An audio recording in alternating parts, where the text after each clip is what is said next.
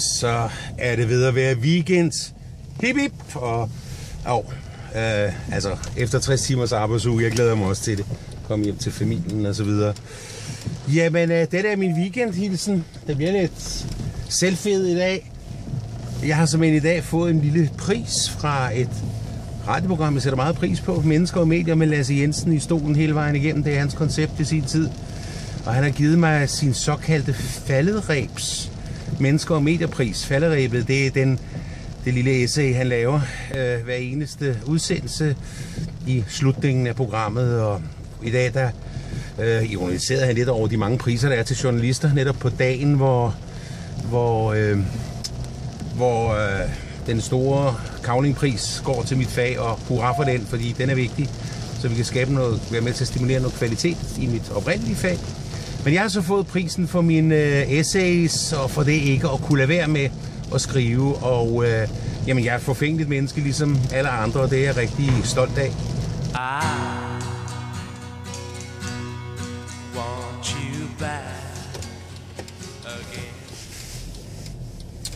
Så er det fredag, og det er weekend, og det er vi jo nogle stykker, der glæder os til.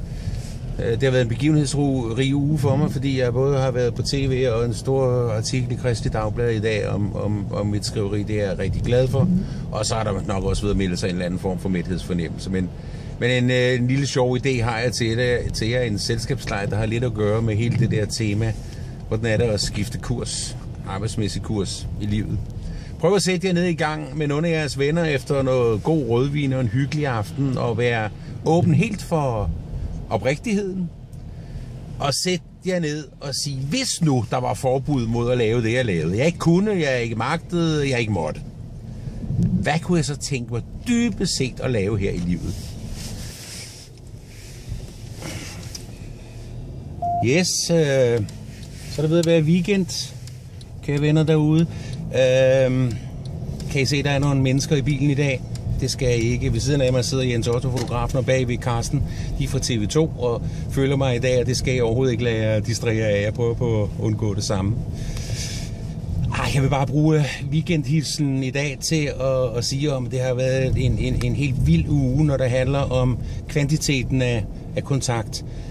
På grund af de forskellige omtaler, der har været, og måske også forhåbentlig en smule, fordi jeg laver de historier, som jeg gør, så er jeg nu oppe på 1400 venner på Facebook. Det er så hvad det er. Det er der mange andre, der kan slå. Men der er faktisk 700, der følger mig.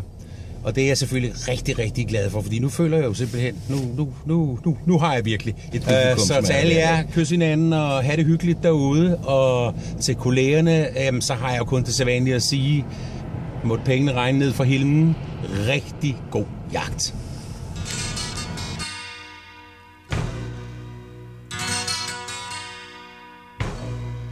Ah.